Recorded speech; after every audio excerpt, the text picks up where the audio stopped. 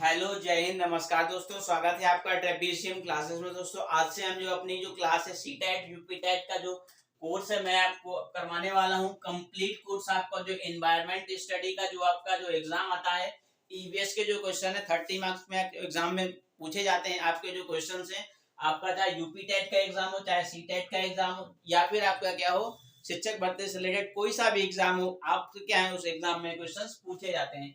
तो दोस्तों आशा करता हूं जो भी मैं क्वेश्चन आपको यहाँ पे करवाऊंगा, जो भी आपको डेफिनेशन विद एक्सप्लेनेशन क्या समझाऊंगा, तो आपको समझ में आएंगे। ठीक है, कोई भी प्रॉब्लम है आप तो कमेंट सेक्शन में कमेंट करके आप मुझसे पूछ सकते हैं। तो जी जो आपकी जो अपनी जो क्लास चलने वाली है अब आपकी, तो ये एनवायरमेंट स्टडी की क्या है, मैं डेली आपको एक वीडियो लेके आऊंगा। उसमें क्या है जो भी आपके जो टॉपिक बाय टॉपिक क्या है अपन क्लियर करेंगे। ठीक है, तो चलिए हम स्टार्ट करते हैं। दोस्तों यदि आप पहली बार चैनल पर विजिट कर रहे हैं, चैनल को लाइक कर दीजिए, साथ ही साथ सब्सक्राइब कर लीजिए, साथ ही साथ बेल आइकन को प्रेस कर लीजिए। ठीक है, तो चलिए हम देखते हैं पर्यावरण अध्ययन के बारे में। दोस्तों अगर हम बात करें पर्यावरण अध्ययन की, तो पर्यावरण को हम बोलते हैं इंग्लिश में एनवायरमेंट साइंस। ठीक है, या हम बोल सकते हैं एनवायरमेंट स्टडी, पर्यावरण अध्ययन। ठीक है, तो हम बोलते हैं पर्यावरण, हम जानते हैं सिंपली कि जो पर्यावरण है उसको अगर हम तोड़ें, पर्यावरण को तोड़ने पे क्या प्राप्त होता है, परि प्लस आवरण। ठीक है, परि प्लस आवरण। ठीक है, क्या मिला आपको, परि मीन्स चारों ओर और आवरण मीन्स क्या हुआ, ढका हुआ।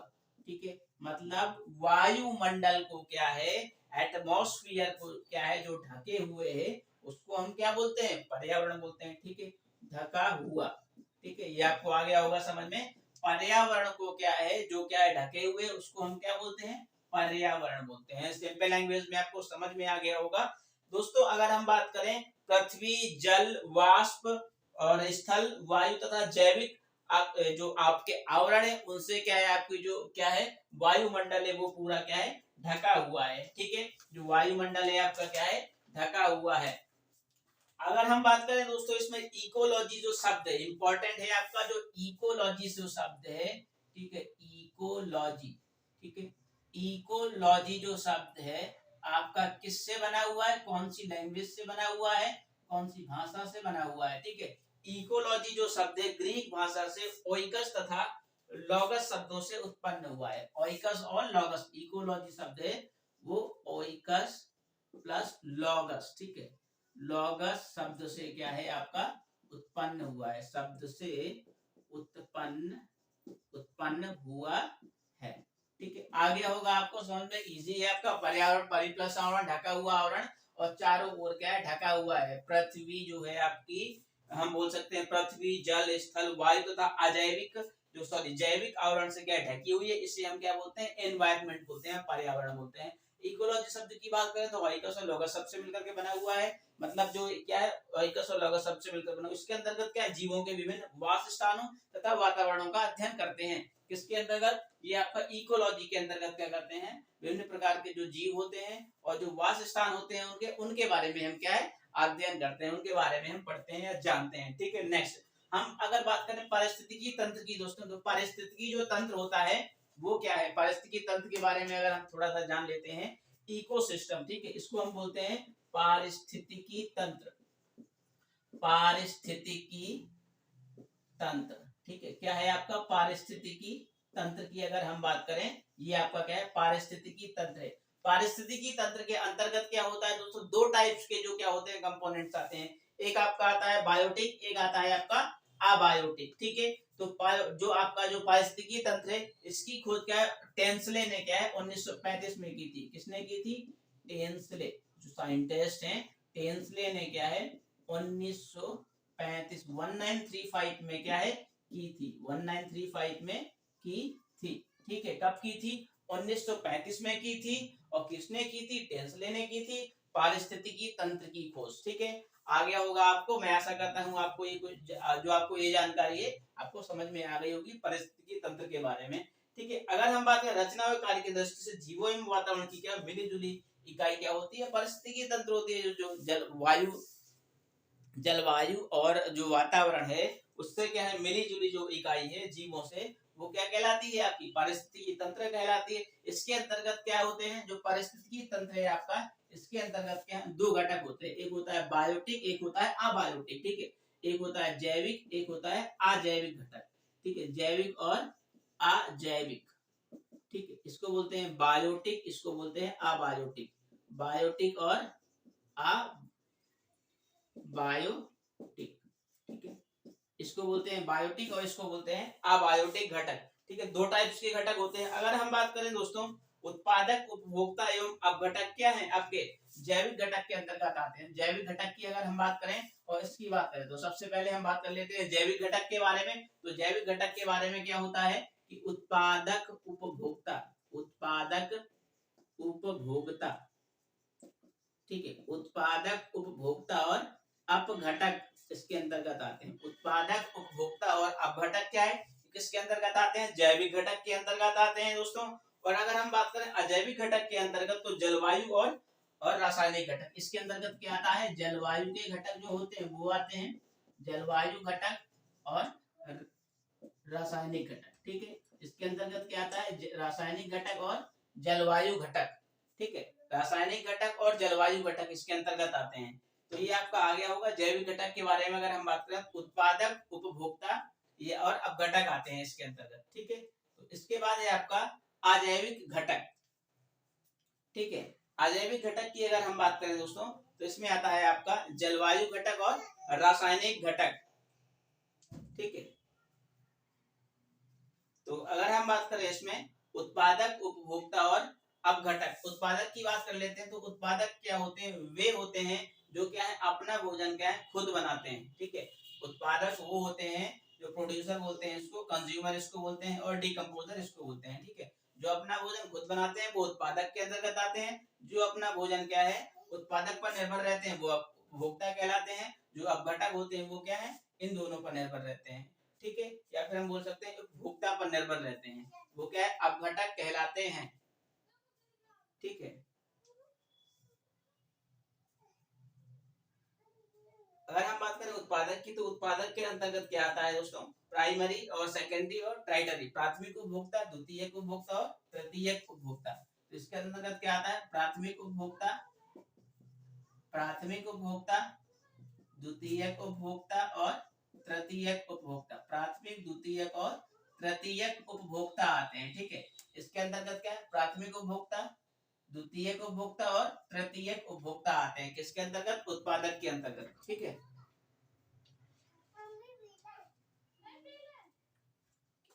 प्राथमिक उपभोक्ता, द्वितीयक उपभोक्ता और तृतीयक उपभोक्ता। अगर हम बात करें प्राथमिक उपभोक्ता की तो वे जीव जो क्या है हरे पौधे अथवा उनके अन्य किसी भाग से क्या है खाकर क्या है निर्भर रहते हैं, तो वो कहलाते हैं आपके प्राथमिक उपभोक्ता। और जो जीव क्या होते हैं आपके प्राथमिक उपभोक्ता पर निर्भर रहते हैं वो द्वितीयक उपभोक्ता कहलाते हैं ये। ठीक है, और जो क्या है तृतीयक उपभोक्ता वे कहलाते हैं जो क्या द्वितीयक पर निर्भर रहते हैं। मान लो इसमें क्या एक एग्जाम्पल क्या है आपका प्राथमिक उपभोक्ता का, इसमें फल वगैरह आते हैं, इसके अंतर्गत क्या है इसको किसने खाया, द्वितीयक उपभोक्ता ने खाया, या फिर इसके अंतर्गत घास वगैरह आती है। ठीक है, तो ये क्या है इसने द्वितीयक उपभोक्ता ने खाया। अब द्वितीयक उपभोक्ता के अंतर्गत कौन आते हैं, जैसे हो गए आपके टिड्डा, ठीक है, गाय, भैंस, ये सारे क्या है आपके द्वितीयक उपभोक्ता के अंतर्गत आते हैं। और जो क्या है द्वितीयक उपभोक्ता को क्या है ग्रहण कर लेते हैं वो क्या कहलाते हैं आपके तृतीयक उपभोक्ता कह लेते हैं।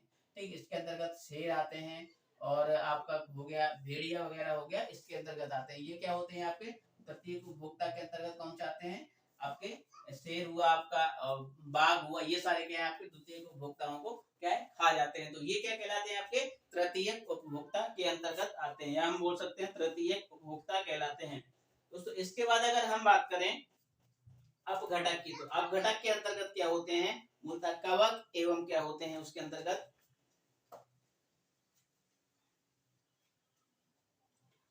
कवक और क्या होते हैं जीवाणु आते हैं। ठीक है, क्या आते हैं कवक और जीवाणु आते हैं किसके अंतर्गत, अपघटक के अंतर्गत। ठीक है, डिकम्पोजर्स के अंतर्गत क्या होते हैं आपके, ठीक है, मतलब ये कि जो डिकम्पोजर्स होते हैं, जो अपघटक होते हैं, जो डेड बॉडीज वगैरह होती हैं इसी के अंतर्गत आती हैं। ठीक है, जो डेड बॉडीज वगैरह होती हैं आपकी, कोई भी जीव हुआ या फिर पशु हम बोल सकते हैं जीव जंतु, जो पेड़ जो होते हैं आपके सड़ गल जाते हैं, वो सारे क्या आते हैं आपके डिकम्पोजर्स के अंतर्गत आते हैं, मतलब अपघटक के अंतर्गत आते हैं। ठीक है, ये आपको आ गया होगा समझ में, पूरा क्लियरली समझ में आ गया होगा। मैंने एक एक पॉइंट के आपको पूरे डिस्कस किए हुए हैं। तो अब घटक के अंतर्गत कौन से आते हैं, जो डेड बॉडीज वगैरह होती हैं या फिर जो पेड़ वगैरह सड़ जाते हैं मिट्टी में पड़े पड़े, मिट्टी और पानी के उससे, तो वो सारे क्या आपके किस में आते हैं, अब घटक में आते हैं। तो इनको अब घटक को तोड़ने का काम कौन करता है, जो होते हैं आपके बैक्टीरिया, ठीक है, और कवक। कौन से काम करते हैं, कवक हुए आपके, कवक और जीवाणु, ये क्या करते हैं, इनको तोड़ने का काम करते हैं। इनको तोड़ के क्या मिट्टी में मिला देते हैं, ठीक है, इसको सॉइल में मिला देते हैं और ये क्या इससे सॉइल भी बन जाती है, ठीक है। इस तरीके से हम कह सकते हैं जो अपघटक है इनको तोड़ने का काम कौन करता है, कवक और जीवाणु करते हैं, ठीक है। ये आपको पूरा क्लियरली समझ में आ गया होगा, आशा करता हूँ दोस्तों आपको ये पूरा समझ में आ गया होगा। अगर हम बात करें अब आगे, अब आपका क्या है, बायोटिक घटक मैंने आपको पूरा डिस्कस कर दिया है। अब अबायोटिक घटक के बारे में, अबायोटिक घटक के बारे में अगर हम बात करें तो जलवायु और रासायनिक घटक दो आते हैं इसके अंतर्गत, ठीक है। मतलब जो अबायोटिक घटक होते हैं दो टाइप के होते हैं। पहला आपका हो गया, इसके अंतर्गत क्या होता है, ताप जल प्रकाश वायु आर्द्रता, मतलब जो जलवायु वाला है इसके अंतर्गत क्या आते हैं, ताप वायु प्रकाश आर्द्रता, ठीक है, क्या आते हैं इसके अंतर्गत, आर्द्रता, ह्यूमिडिटी बोलते हैं, ठीक। आर्द्रता, ताप, प्रकाश, वायु, ये सारे आपके क्या जलवायु घटक के अंतर्गत आते हैं। अगर दोस्तों अब हम बात करें यहाँ पे अजैविक घटक में रासायनिक घटक के बारे में, ठीक है, तो रासायनिक अब अबायोटिक के अंतर्गत क्या रासायनिक आता है। अब रासायनिक के अंतर्गत क्या आते हैं, अब रासायनिक के अंतर्गत अगर हम बात करें, इंपॉर्टेंट है आपका, ये आपका क्या है अक्सर एग्जाम में पूछा जाता है, जो यूपी टेट का एग्जाम है ये आपके पूछे जाते हैं कि जो आर्द्रता हुई, ताप हुआ, वायु हुआ, प्रकाश हुआ, ये किसके अंतर्गत आते हैं। अगर ऑप्शन में दे रखा होगा जलवायु घटक या फिर रासायनिक घटक, तो हम किस पे टिक मारेंगे, जलवायु घटक पे टिक मारेंगे। यदि क्या है ऑप्शन में दे रखा होगा जैविक और अजैविक घटक, तो हम किस में मारेंगे टिक, अजैविक घटक पे टिक मारेंगे, ठीक है। आपको क्लियरली समझ में आ गया होगा दोस्तों। अगर आपको समझ में आ रहा हो तो चैनल को लाइक कर दीजिए, सब्सक्राइब कर दीजिए वीडियो को, और साथ साथ बेल आइकन को प्रेस कर लीजिए, जिससे क्या होगा, जितने भी नोटिफिकेशन होंगे आपको सबसे पहले मेरे क्या है चैनल पे क्या है आपको प्राप्त हो जाएंगी। तो दोस्तों आशा करता हूँ आपको ये समझ में आ गया होगा। तो चलिए हम आगे देखते हैं रासायनिक घटक के बारे में। मैं डेली क्या है आपके लिए एक वीडियो लेके आऊंगा, ताकि क्या हो आपका जो एग्जाम है वो अच्छे से आप उसमें क्या है परफॉर्मेंस कर सकें, आपका वन टाइम में ही आपका क्लियर हो जाए। तो मैं कोशिश करूंगा कि आपको क्या इंपॉर्टेंट जो टॉपिक्स हैं वही आपको करवाऊं, ठीक है। तो इसमें अगर हम बात करें दोस्तों रासायनिक घटक के बारे में, तो हम बोलते हैं केमिकल कंपोनेंट्स, ठीक है। केमिकल कंपोनेंट्स के बारे में अगर हम बात करें, इसके अंतर्गत क्या आता है, अकार्बनिक पदार्थ, ठीक है। अकार्बनिक पदार्थ कौन से होते हैं, nitrogen, phosphorus, sulphur, oxygen, hydrogen, nitrogen, phosphorus, sulphur, oxygen और हाइड्रोजन, ये सारे क्या होते हैं आपके अकार्बनिक पदार्थ होते हैं, ठीक है। क्या होते हैं, अकार्बनिक पदार्थ होते हैं। नाइट्रोजन, फास्फोरस, ऑक्सीजन और आपका ये हुआ नाइट्रोजन, फास्फोरस, ऑक्सीजन और हाइड्रोजन और जल, ठीक है। हाइड्रोजन और जल, ध्यान देना दोस्तों, ये जल, जल भी क्या है आपका रासायनिक, मतलब अबायोटिक के अंतर्गत तो आता ही है, और रासायनिक कंपोनेंट्स है उनमें भी। अबायोटिक के अंतर्गत कौन सा कंपोनेंट है, रासायनिक कंपोनेंट है। एग्जाम में बहुत पूछा जाता है कि जो जल है आपका वो कौन सा है, मतलब जैविक है या फिर अजैविक है। तो अजैविक तो आता ही है और रासायनिक कंपोनेंट्स के अंतर्गत भी आता है। नेक्स्ट है कार्बनिक एवं अकार्बनिक जो पदार्थ हैं। अगर हम कुछ और बात कर लें, वातावरण में ये जो पदार्थ होते हैं इनका क्या होता है, चक्रण होता रहता है। जैसे क्या है, कार्बनिक जो पदार्थ हैं कार्बोहाइड्रेट्स, प्रोटीन, लिपिड्स आदि के रूप में भी क्या होते हैं, ये सम्मिलित होते हैं, ठीक है। क्या होते हैं, ये सम्मिलित होते हैं, ठीक है। तो आगे हम देख लेते हैं कुछ। अब आगे क्या है अपना, अपना जो आगे है वो है लास्ट है जो अपना, कि जो जंतुओं तथा पौधों के प्राकृतिक क्या होते हैं, पारिस्थितिकी समूह बहुत बड़े क्षेत्र में क्या होते हैं, फैले हुए होते हैं। जो जंतु होते हैं और क्या होते हैं आपके पौधे होते हैं, उनके जो प्राकृतिक पारिस्थितिकी होते हैं, जो एक तंत्र होता है, पारिस्थितिकी तंत्र जो होता है, उनका इकोलॉजी सिस्टम होता है, वो क्या होता है आपके बहुत दूर दूर तक फैले हुए होते हैं। मतलब बहुत बड़े एरियाज में क्या होते हैं आपके प्रसारित होते हैं या फैले हुए होते हैं। तो हम कह सकते हैं कि जो जंतु हैं पौधे हैं वो प्राकृतिक पारिस्थितिकी तंत्र के अंतर्गत आते हैं। नेक्स्ट है आपका कि जो कार्बनिक अकार्बनिक जो पदार्थ है वो अजैव एवं जैविक घटकों को क्या है जोड़ने का काम करते हैं जी, ठीक है। मतलब जैविक और अजैविक जो घटक हैं उनको क्या है जोड़ने का काम करते हैं। कौन करते हैं, कार्बनिक और अकार्बनिक घटक, ठीक है। आपको क्लियरली समझ में आ गया होगा। इसके बाद है लास्ट आपका कि प्रमुख स्थानीय स्थलीय पारिस्थितिकी तंत्र विशिष्ट स्थलीय क्षेत्रों में पौधे तथा जंतु बायोम के रूप में पहचाने जाते हैं, ठीक है। अब यहाँ पे आपका आ गया बायोम क्या होता है, ठीक है। तो अब हम बात कर लेते हैं बायोम के बारे में, ठीक है। तो बायोम के रूप में क्या है पहचाने जाते हैं, ठीक है। क्या बायोम, ठीक है, यहाँ पे आपका आ गया बायोम के रूप में क्या है पहचाने जाते हैं, ठीक है। तो बायोम की अगर हम बात करें तो बायोम क्या है सबसे बड़ा एक स्थलीय समाज है। बायोम के बारे में अगर हम बात करें ये कौन सा है सबसे बड़ा स्थलीय, ठीक है। सबसे बड़ा स्थलीय क्या है एक समाज है, इसी को हम क्या बोलते हैं बायोम बोलते हैं, ठीक है। आ गया होगा कभी नहीं आप भूलोगे कि बायोम क्या है। ये सबसे बड़ा क्या है दोस्तों अपना स्थलीय समाज है, ये क्या कहलाता है बायोम कहलाता है, ठीक है। तो दोस्तों आशा करता हूं कि आपको ये जो मैंने क्वेश्चंस करवाए हैं सारे आपको क्या है ये जो टॉपिक वाइज मैं आपको करवा रहा हूँ पर्यावरण अध्ययन से रिलेटेड आपका जो एग्जाम है सीटेट यूपीटेट में जो आपके 30 मार्क्स के जो क्वेश्चन पूछे जाते हैं पर्यावरण से रिलेटेड ईवीएस से रिलेटेड वो आपको पूरा समझ में आ गया होगा। दोस्तों कैसी लगी आपको ये वीडियो कमेंट सेक्शन में कमेंट करके बताइए। दोस्तों इससे क्या होता है मेरा मोटिवेशन होगा कि हाँ क्या है आपको ये सारे क्वेश्चन समझ में आ रहे होंगे, तो मैं कोशिश करूंगा और भी क्या है आपको बेहतर तरीके से नेक्स्ट वीडियो में क्या है और भी आपको अच्छे से क्लियर से क्या है पूरा डिटेल से एक्सप्लेनेशन सहित आपको समझा पाऊं। तो दोस्तों मिलते हैं नेक्स्ट वीडियो पे, take care, bye bye, thank you, जय हिंद।